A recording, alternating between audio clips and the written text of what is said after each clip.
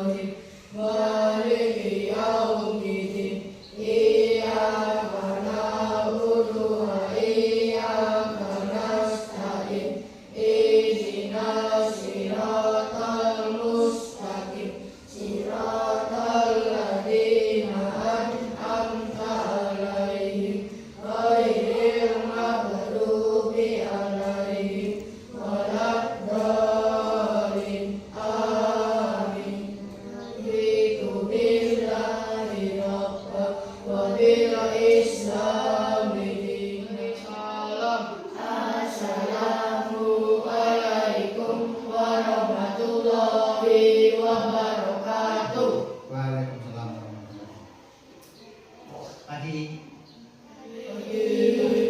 Sehat semua? Sehat.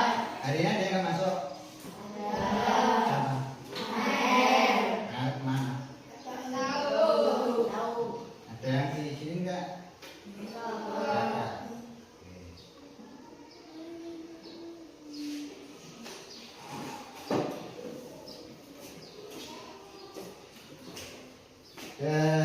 Kalian pagi tadi sarapan enggak?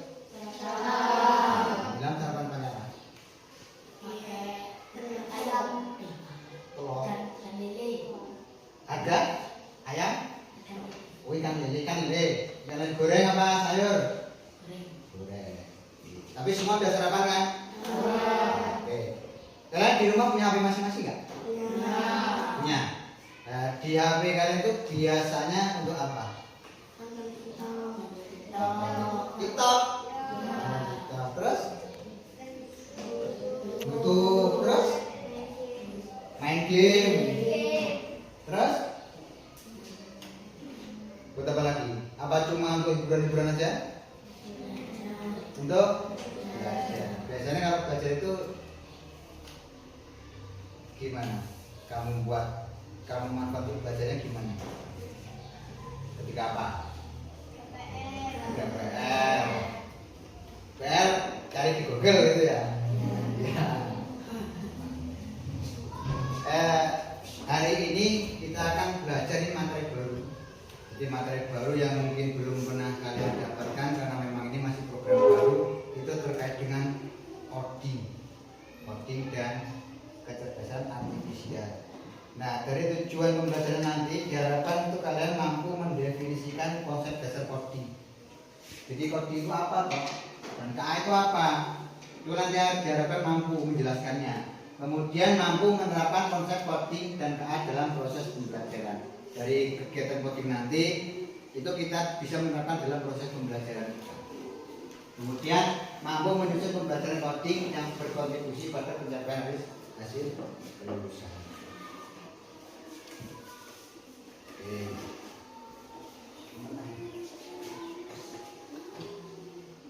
Oke, sebelum kita masuk ke materi yang selanjutnya, kita berkelompok dulu ya, karena nanti kita akan bekerja secara kelompok. Seperti biasa kita buat bentuk kelompoknya dengan cara berhitung. Ini ada 12 orang, berarti kita buat menjadi 4 kelompok. Jadi kalau untuk kelompok berhitung 1 sampai 4. Sampai 4 ya. Oke, kita mulai berhitung dari Arga. Berhitung mulai. 1, 2, 3,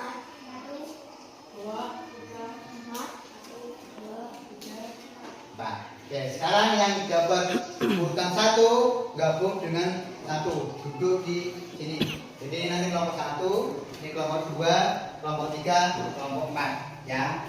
Yang gambar nomor 1 berarti nanti ngumpul sana. Nomor 2 ngumpul sini, nomor 3 ngumpul sini, dan nomor 4 ngumpul sini. Yuk sekarang pindah sesuai dengan urutan yang ada.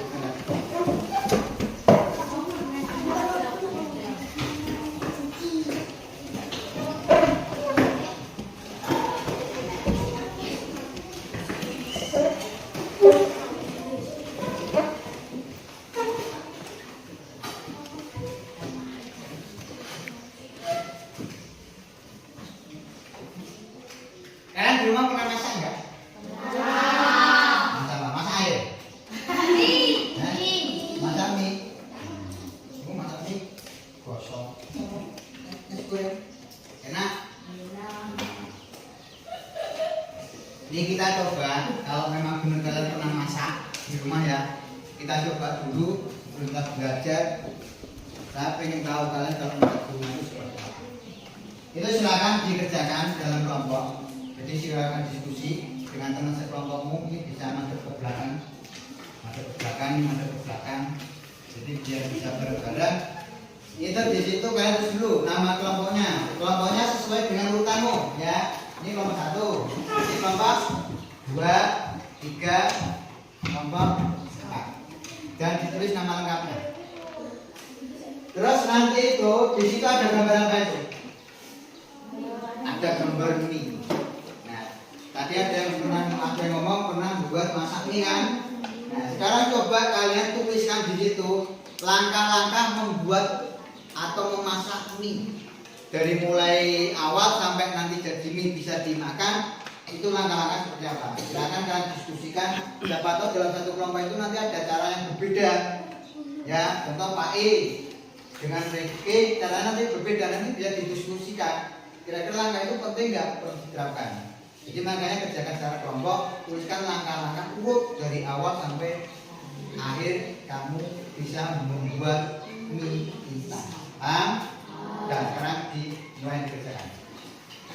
Sambil diskusi, sambil bertanya.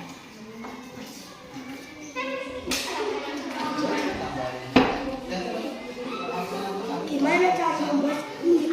Gini caranya. Kasih rendang.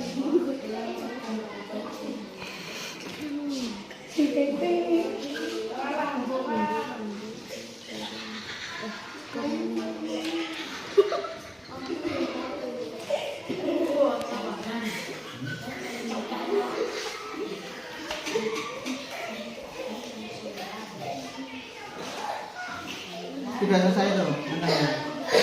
Sudah silakannya.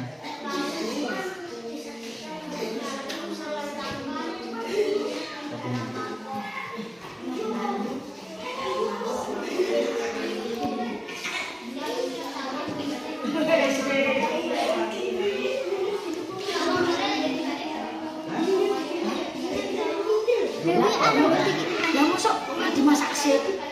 Oh, ini kan dimasak nanti.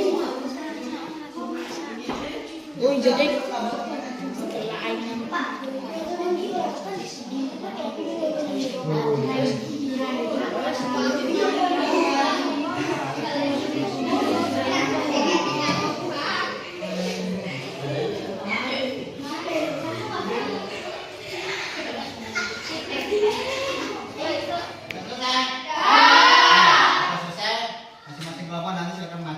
dibacakan hasil diskusinya.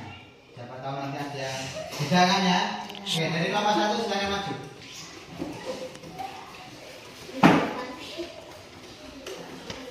Yang lain bisa diperhatikan sambil disimak langkah-langkahnya nanti.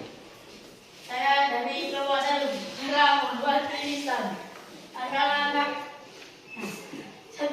Ambil panci dan tuangkan air di dalam panci lalu letakkan panci di kompor lalu hidupkan kompor sambil menunggu airnya mendidih. Setelah airnya mendidih, tuangkan mie dan sosis sama dengan sayuran.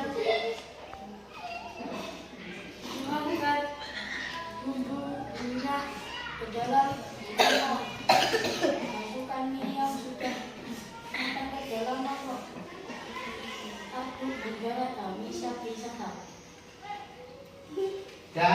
Nah, kasih tulisan tepuk. Ya, selanjutnya kelompok 2.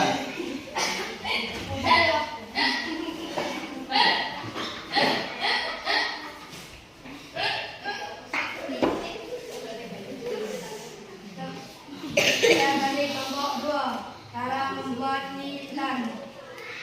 Langkah-langkahnya: siapkan mie instan, siapkan panci, letakkan panci ke kompor, air, lalu masukkan ke panci, hidupkan kompor, tunggu air mendidih. Astagfirullahaladzim.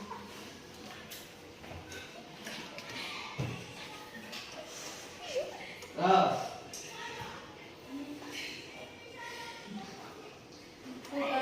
Bungkusnya mie, lalu ambil mie dari wadah, masukkan mie ke panci, rebus mie hingga matang, masukkan bumbu ke dalam mangkok, tuangkan mie yang telah matang ke dalam mangkok, aduk-aduk hingga tercampur rata. Mie siap dinikmati.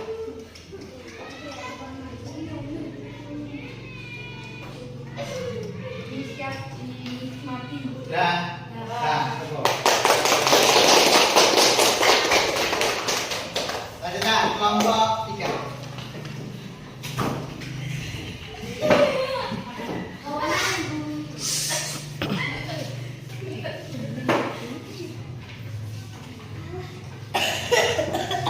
Cara membuat mie instan. Langkah-langkah. Siapkan panci dan tuangkan air di panci. Hidupkan kompor. Lalu pancikan berisi air ke atas kompor. Siapkan mie dan topping lainnya. Buka mie dan masukkan mie dan topping kedua kali. Lalu siapkan piring dan tiriskan mie ke piring. Campur bumbu-bumbu mie yang di piring dan diaduk hingga rata. Lalu mie siap disantap.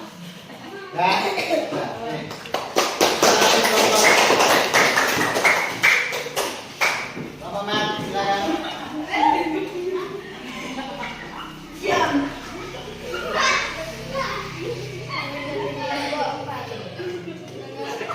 Dalam membuat mie instan, siapkan bahan dan panci. Masukkan air ke dalam panci. Nyalakan kompor. Setelah air mendidih, buka mie dan masukkan bumbu ke dalam panci. Setelah matang, lanjutkan lagi. Jika sudah matang, masukkan garam dan siap disajikan atau dimakan. Kasih tepuk.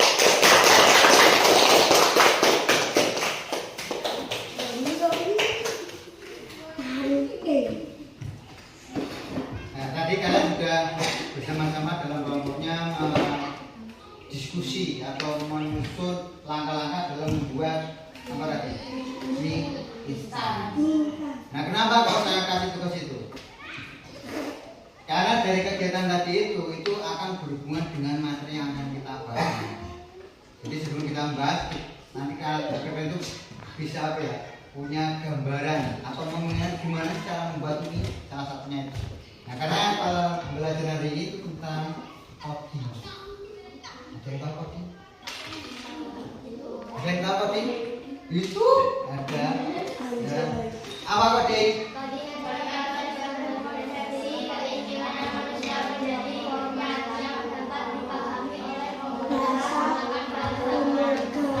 Coding adalah proses mengkonversi keinginan manusia. Jadi mengkonversi apa yang diinginkan manusia itu menjadi format yang dapat dipahami oleh komputer menggunakan bahasa pemrograman. Jadi keinginan manusia itu sama komputer diprogram sehingga menghasilkan sesuatu yang kita inginkan. Seperti tadi ketika kalian bermain TikTok, ya kan? Nah, TikTok ketika kalian membuka TikTok itu untuk mencari sesuatu video yang kalian inginkan, bagaimana caranya? Ketika di pencarian itu diketik Contohnya mencari apa yang sering? Apa? Dot design. Dot design. Ini dot ya? Dot design. Nanti yang muncul apa? Video-video itu kan. Nah itu ketika kita mengerjakan sesuatu itu sama aja si komputer itu memprogram apa sih diketik yang diinginkan manusia dengan diprogram sehingga ditampilkan sesuai dengan apa yang kita inginkan. Itu salah satunya. Nah dalam pembelajaran coding ini itu ada beberapa dimensi atau elemen yang mencakup pembelajaran itu. Yang pertama berpikir komputasional. Berpikir komputasional. Apa sih berpikir komputasional itu? Kemampuan menyusun solusi masalah secara logis. Apa logis itu? Masuk akal. Logis itu masuk logis dan sistematis. Kalau sistematis urut. Nah, sistematis itu berurutan sehingga dapat diproses oleh manusia maupun komputasional. Jadi berpikir komputasional itu kemampuan menyusun solusi masalah secara logis dan sistematis sehingga dapat diproses oleh manusia maupun komputer. Jadi manusia bisa proses, komputer juga bisa diproses. Nah, dalam berpikir komputasional itu ada dibagi menjadi 4 pilar. Jadi di dalam berpikir komputasional itu ada 4 pilar. Yang pertama dekomposisi. Apa itu dekomposisi? Proses memecah masalah kompleks menjadi bagian-bagian yang lebih kecil dan lebih dapat dikelola. Jadi dekomposisi itu proses memecah masalah. Jadi ada masalah nih, masalah besar, dipecah menjadi bagian-bagian lebih kecil. Jadi berarti disederhanakan. Ya, jadi dekomposisi itu proses memecah masalah yang kompleks dan besar itu menjadi bagian-bagian yang lebih kecil agar lebih cepat dan lebih mudah dikelola. Contoh, ketika ada tugas nih, ayo kita bersihkan ruangan kelas ini. Ketika kita dapat tugas untuk membersihkan ruangan kelas ini, itu bagaimana cara kita mengerjakannya? Dibagikan ya, dibagi. Pertama apa? Bersihkan apa? Gawang dibersihin, terus bersihkan alhamdulillah. Setelah itu menata kursi, terus sapu, terus dipel, terus sampahnya di. Jadi dari ke proyek atau tugas yang kompleks ini itu dikerjakan secara bertahap. Ya, mulai dari membersihkan langit-langit, jendela, kursinya ditata rapi, disapu, ya, disapu, terus dipel, dan sampahnya dibuang. Contoh lain seperti ini di komposisi itu. Ketika mau menyusun acara ulang tahun. Contoh si Dapi ini mau mengadakan ulang tahun. Ulang tahun yang berapa? 12 ya. 12. Contoh mau mengadakan pesta ulang tahun, pestanya besar. Hal yang perlu dilakukan Dapi apa? Untuk menyiapkan itu pesta ulang tahunnya itu. Membuat undangan. Terus mencari dekorasi. Memesan makanan. Makanan yang dimakan pasangan itu ya, atau kota terus memesan kue. Siapa lagi? Menyusun acara. Acaranya disusun. Nah, dari pesta itu nanti tadi kalau kita siapkan dari awal, dari mulai buat undangan dulu, terus siapkan dekornya, pesen makanan, pesen kuenya itu jangan lupa, terus juga acaranya. Jadi dikerjakan, dikelompokkan kecil-kecil agar bisa mudah dikelola. Itu berpikir berpikir komputasional dalam pilihan yang pertama itu dekomposisi. Nah, itu tadi pengertian tentang dekomposisi dalam berpikir komputasional. Paham kan ya?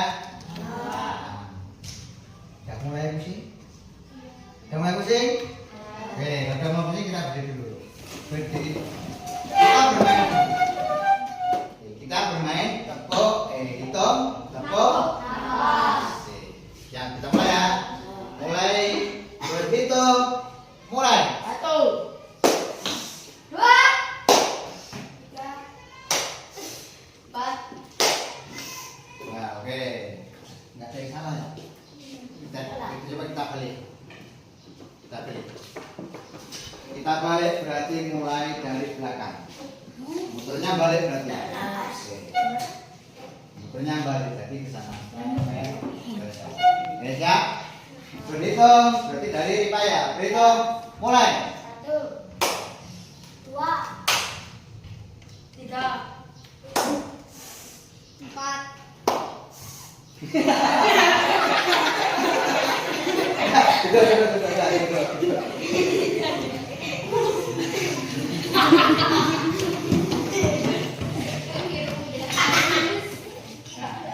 Itu kalau kalian tadi nggak konsentrasi pasti akan salah.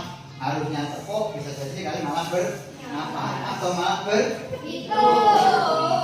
makanya perlu konsentrasi. Kita lihat ya sudah lumayan cukup konsentrasi cukup. Nah sekarang kita lanjut yang kedua. Pilar kedua yaitu pengenalan pola. Apa itu pengenalan pola? Pengenalan pola itu proses identifikasi pola atau kesamaan yang berulang dalam data atau berbagai masalah. Contoh nih, di sini ada apel, jeruk, apel, jeruk. Sini berarti apa? Di sini? Ini? Jeruk. Ini? Apel, jeruk, mangga. Apel, jeruk, mangga. Ini namanya pola berurutan dalam data. Jadi sampai diterusin sampai ke sini tetap nanti polanya seperti ini. Apel, jeruk, mangga. Apel, jeruk, mangga. Gitu. Contoh lain seperti ini. Kalian sekolah memakai seragam kan ya? Hari Senin, Selasa seragamnya apa? Rabu, Kamis? Jumat? Sabtu? Balik lagi ke Senin? Hari Jumat? Hari Sabtu? Dan seterusnya itu berulang sampai nanti kalian lulus. Itu tetap berulang tiap hari Senin, Selasa baju merah, Rabu, Kamis merah. Ayo. Jumat? Sabtu? Sudah berpikir apa? Pengulangan pola, pengenalan pola. Seperti tadi, pengenalan tadi, hitung, tepuk, napas. Nah, hitung, tepuk, napas. Berulang. Walaupun nanti ada orang itu ada 100, ya berulang betul-betul. Hitung, tepuk, napas. Itu tepuk napas sampai pol.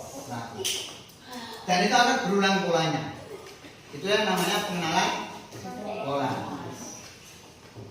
Nah, coba baca yang bawah ini.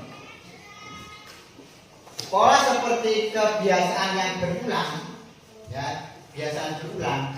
Kalau kita bisa mengenali pola, kita akan memahami, memprediksi, bahkan menyelesaikan masalah lebih cepat dan mudah.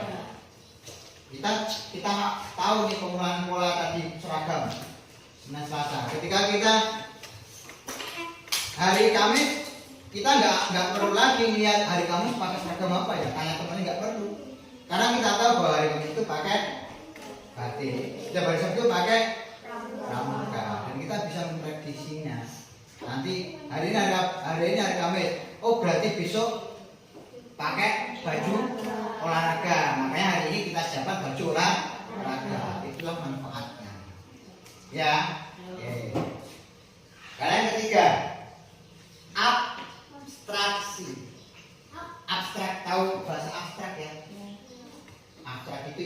gambar juga ya.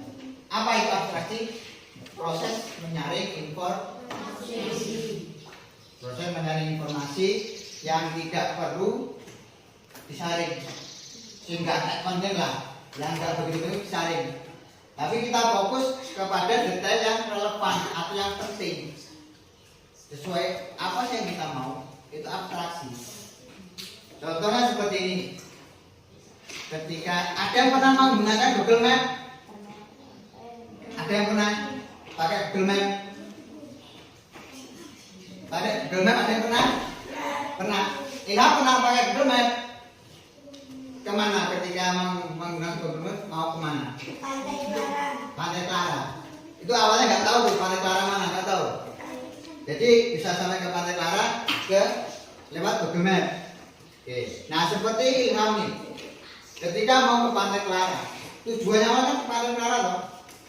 Jadi ketika melihat Google Map, itu fokus ke rutenya fokus ke lokasi Pantai Clara. Jadi ketika lihat di Google Map kok ada apa? Ada kolam renang, terus ada tempat hiburan lain, itu nggak usah diperhatikan. Kita fokus ke tujuan awal kita. Contoh lagi gini, ketika kalian dapat tugas, sekarang buat peta rumah kalian, peta rumah dari sekolah ke rumahmu. Itu yang perlu kalian tulis. Itu nggak perlu kalian tuliskan itu secara detail. Secara detail itu dari gerbang, terus keluar sana, sini rumahnya Mbak Mi, terus sini kasir, ini jalannya Onderlah, sini ada gedung. Itu nggak perlu kalian tuliskan seperti itu di gambarnya dinanya nanti. Tapi cukup aja kalian buat dari dina itu tuliskan hal-hal yang penting, yang pokok. Contoh ini sekolahan. Ini jalan ke sana, ini perempatan, ini irigasi, terus belok ke sini jalan sini. Nah, sini rumahnya. Cukup seperti itu ketika disuruh membuat gambar peta rumah. Jadi nggak perlu dibuat sini ada pohon mangga atau sini ada pohon nggak perlu. Jadi kita saring aja, kita pilih hal yang penting yang bisa sesuai dengan apa yang kita mau. Nah, dengan abstraksi kita akan bisa lebih tepat dan efisien dalam berpikir dan bertindak karena kita tidak terganggu oleh informasi yang lain. Dan tadi buat Dena nih, kalau kita tulis detail, di sini ada rumput, gambar rumputnya, di sini ada pohon mati, ini akan lama kita membuat peta. Paham ya? Jadi kita tuliskan aja yang hal-hal yang penting. Terus yang keempat, terakhir itu algoritma. Apa algoritma? Melibatkan pengembangan urutan instruksi yang Logis. dan bertahap untuk mencapai solusi. Algoritma itu dari kata algoritma yang artinya itu bertahap atau urutan. Algoritma itu urutan. Jadi algoritma itu pengembangan urutan instruksi yang logis. Logis tadi apa? Masuk akal dan bertahap untuk mencapai solusi. Contoh, ketika kalian mau memakai sepatu. Ketika mau memakai sepatu, yang kalian lakukan apa? Pertama, sepatunya diambil kan? Terus pakai kaos kaki. Terus masukkan lagi ke dalam sepatu. Terus kalau gosok gigi, ambil sikat gigi,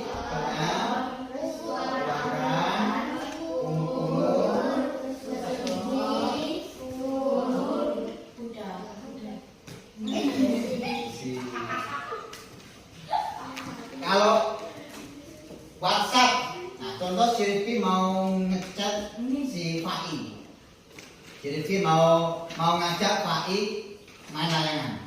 Itu langkahnya seperti apa yang harus dilakukan Rifki? Ambil HP, buka WhatsApp-nya kan, buka, terus cari dulu kan, cari nama Rifki.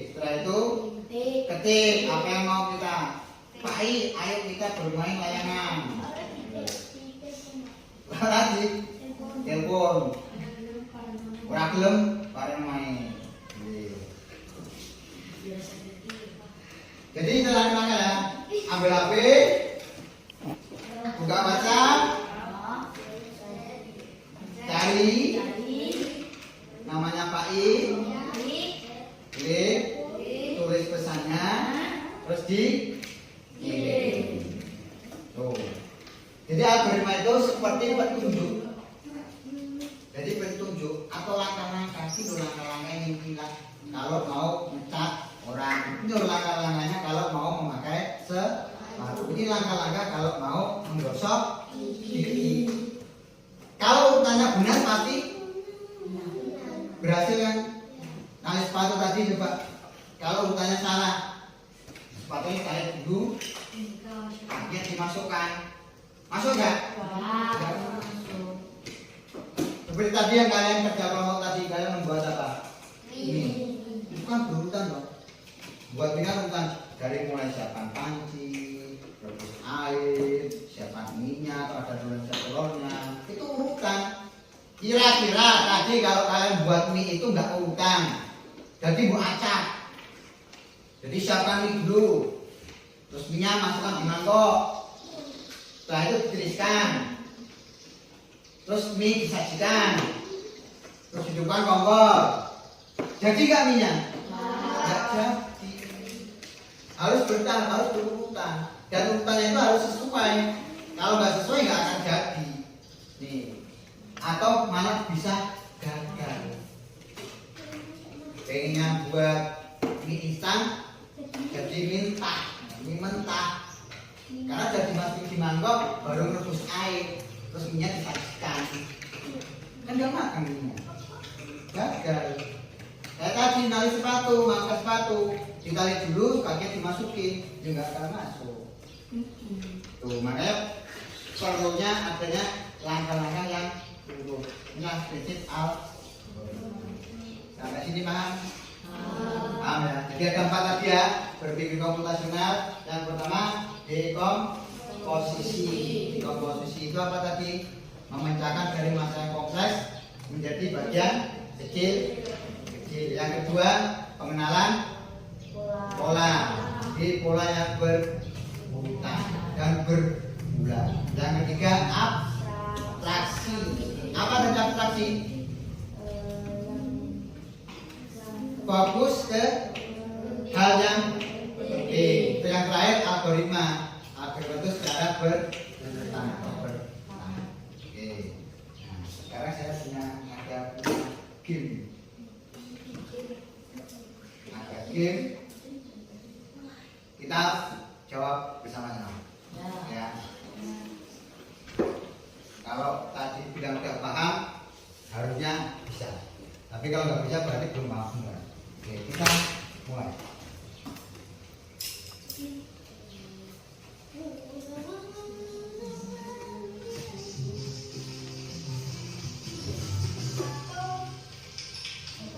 Nomor berapa? 1.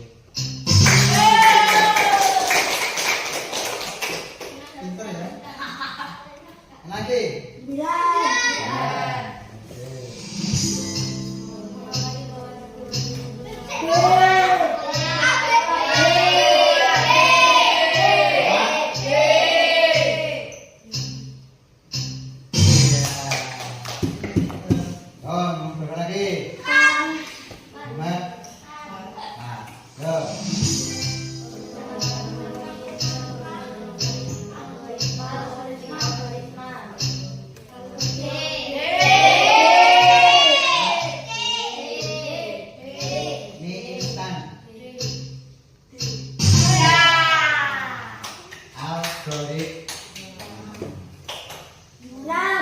Terus nomor 6.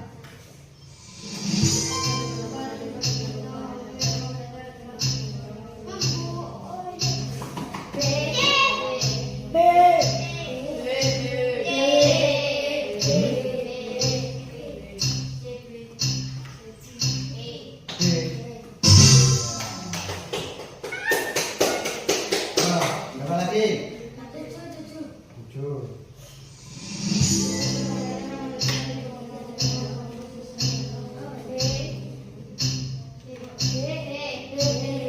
Komposisinya B. Berapa lagi? 5.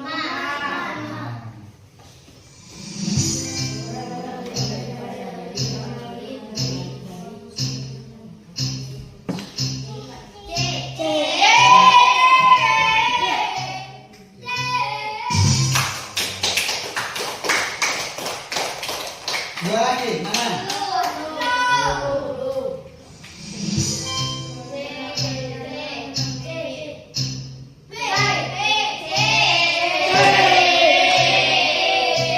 Penjugahan, memisahkan soal penjugahan, pengurangan dan perkalian.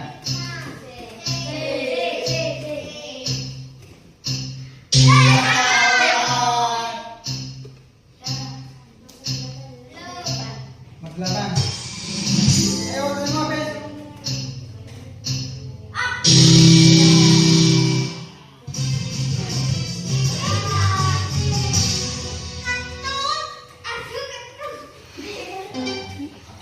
Benar.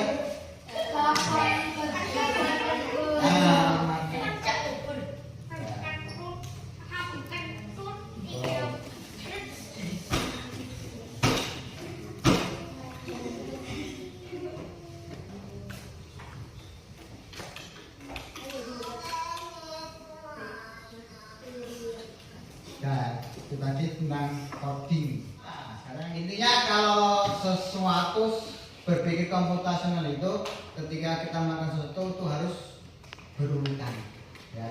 Karena kalau tidak berurutan, tadi seperti dijelaskan bisa jadi salah atau bahkan gagal. Ya. Oke. Yang selanjutnya kecerdasan artifisial. Apa kecerdasan artifisial? Kecerdasan artifisial merupakan kecerdasan yang menyerupai manusia. Kecerdasan artifisial itu adalah kecerdasan yang menyerupai manusia. Apakah bentuknya menyerupai manusia? Bukan. Tapi kecerdasannya itu seperti kecerdasan yang dimiliki oleh manusia. Contoh nih, lihat logo apa? Tahu coba? Translate. Google Translate. Nah, ini logo Google Translate. Ada yang pernah menggunakan ini? Pernah. Inara pernah? Yang digunakan untuk apa? Bahasa lain. Menerjemahkan ya, menerjemahkan bahasa lain. Dalam Google Translate itu, ketika kita masukkan kata atau kalimat dalam bahasa Indonesia dan kita mau pengen itu juga menjadi bahasa lain, itu tinggal diklik, nanti akan sama Google Translate itu akan diterjemahkan. Jadi kita nggak perlu tanya dengan, contoh kita mau menerjemahkan ke bahasa Inggris, kita nggak perlu tanya dengan orang Inggris, suruh ngartikan nggak perlu, tapi cukup kita pakai Google Translate sudah diartikan ke dalam bahasa Inggris. Dan yang kedua, ini apa ini? Searching. Kalau di Google itu kan ada yang mikrofon itu kan, diketik Hello Google biasanya, itu Google Assistant namanya. Jadi kita bisa ngobrol dengan Google. Google itu apa? Mesin kan. Jadi kita ngobrol nggak sama mesin bisa. Jadi kita bisa, HP itu bisa kita ajak ngobrol layaknya seperti kita ngobrol dengan manusia. Terus ini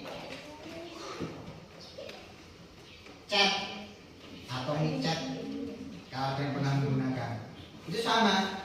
Kalau sekarang ini yang pakai seperti ini ketika kita pelayanan, contoh yang di kayak ada yang pernah mengakses BPJS? Di BPJS itu ketika kalian mengetik informasi mengirimkan ke nomor BPJS itu akan langsung dibalas, otomatis dibalas ketika kita chat nih pengen tahu keaktifan BPJS, ketika aja nomor NIK nanti akan langsung dibalas, otomatis dibalas. Itu padahal bukan manusia loh yang balas, dari mesinnya itu tadi. Makanya KA itu kecerdasan seperti menyerupai manusia, langsung direspon. Walaupun yang respon bukan manusia tapi mesin. Gitu. Terus ini apa ini?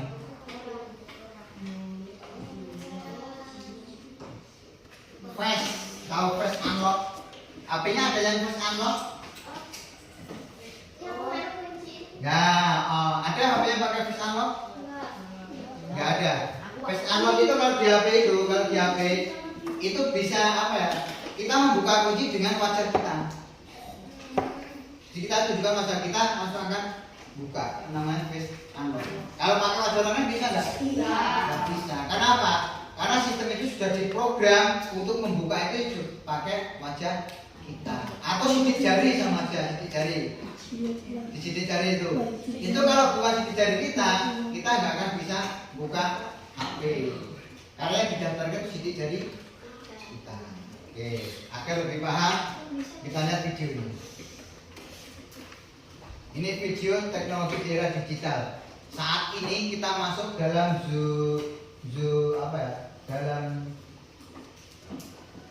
dalam era digitalisasi. Untuk lebih memperdalam lagi apa itu KA, kita tonton video ini. Judulnya teknologi di era digital berkembang pesat. Karena kita itu saat ini itu memasuki era digitalisasi. Apa-apa serba digital. Mau makan aja pakai digital. Pesen online, GoFood, ya kan?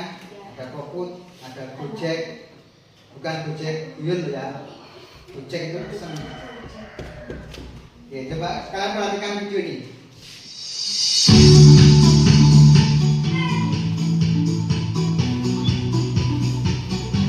Sampai dipahami videonya.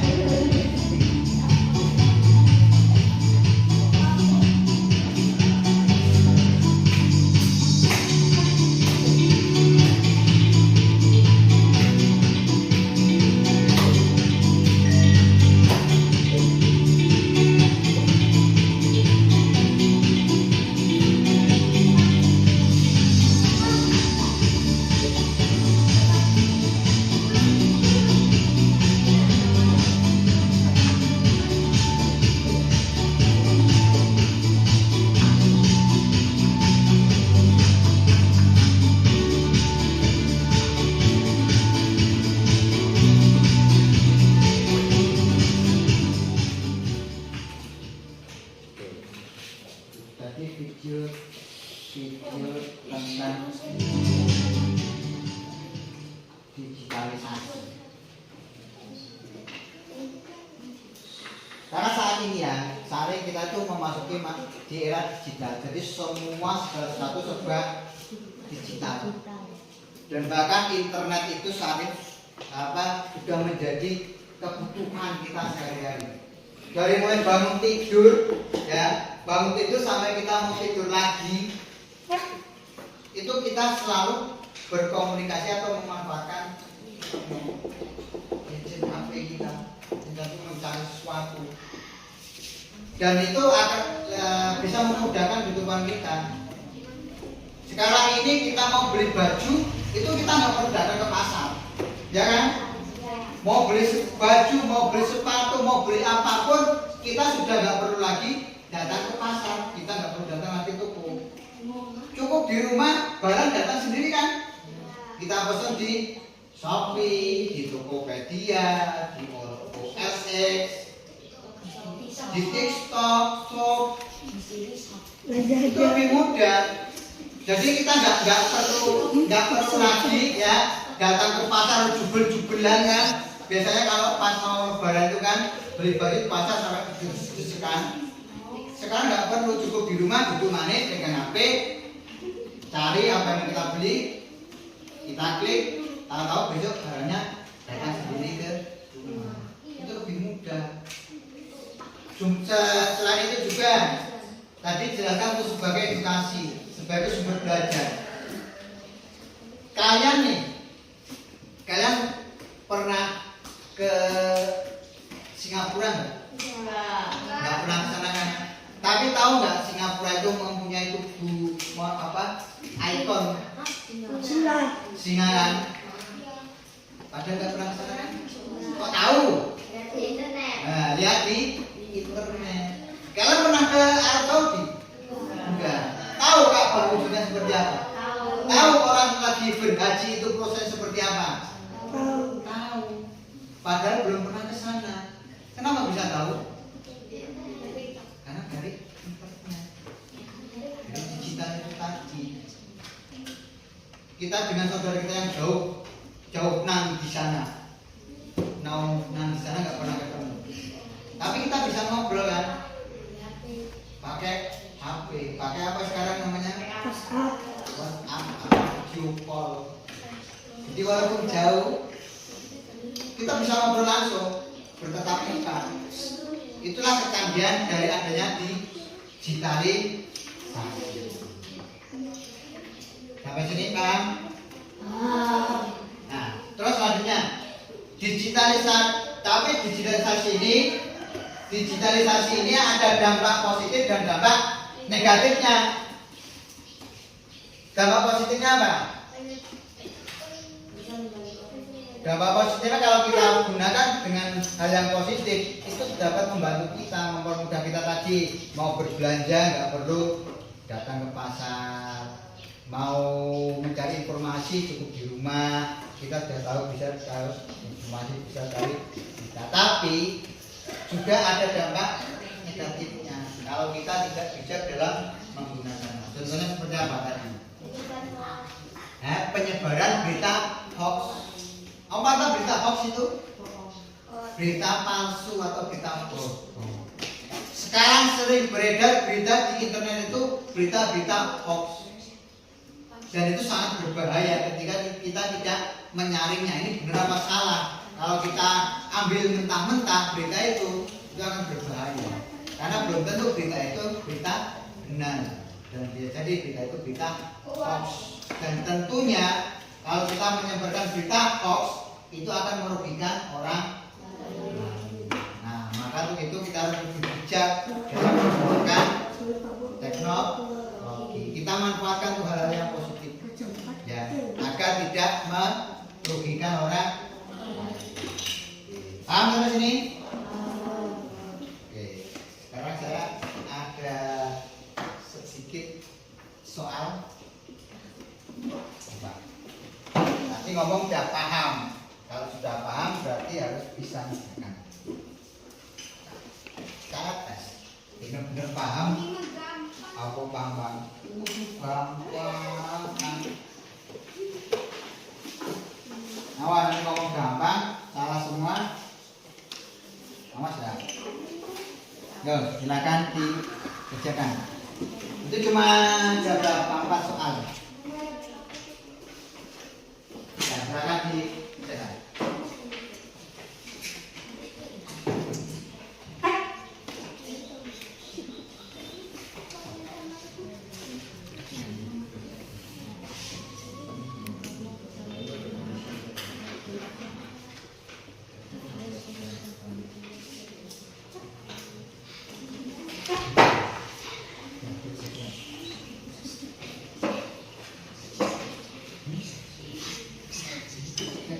Nih, nomor 1. Tuh, apa yang kamu ketahui tentang kecerdasan artifisial? Apa kecerdasan artifisial tadi? Tuh, masih ingat nggak? Kecerdasan artifisial itu tadi yang saya jelaskan tadi. Boleh. Nah, itu nomor 2. Beri tanda silang atau checklist pada gambar yang memanfaatkan KA. Yang memanfaatkan kecerdasan artifisial itu gambar yang mana aja? Kalian cek di sini. Gambar ini. Pilih. Yang kalau yang nggak memanfaatkan KA nggak usah diketik.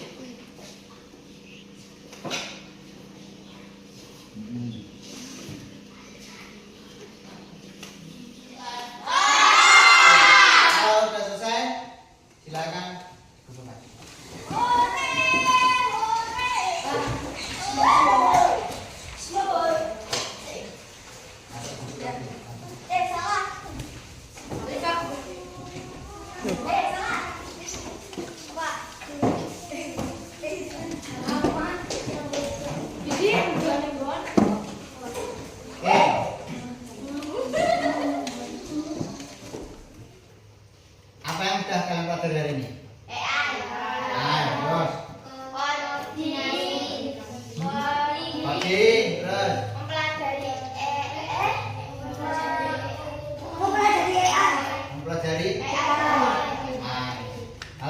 kalian itu AI itu penting gak sih?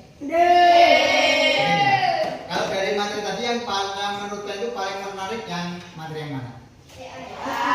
Yang AI. Kenapa? Karena bisa membantu dalam memenuhi kebutuhan saya. Karena bisa membantu dalam memenuhi kebutuhan. Sangat membantu kan ya? Tapi dengan catatan kita gunakan dengan dalam hal yang positif. Jangan sampai kita menggunakan AI itu untuk hal yang negatif. Tentunya menyebarkan berita hoax. Karena itu akan merugikan orang lain.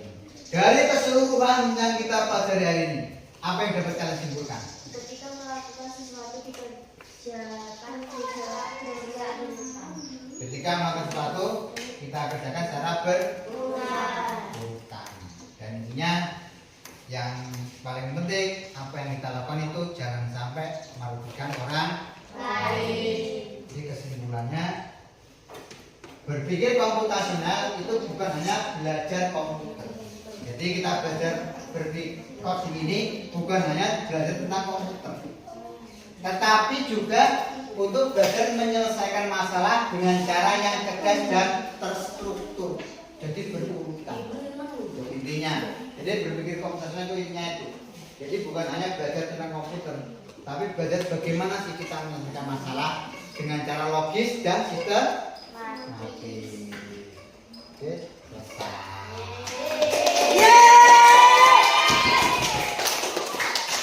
Tadi pembelajaran terkait dengan coding yang mungkin bagi kalian itu masih awal kan ya, masih awal, masih tahap pengenalan coding itu apa, yaitulah coding.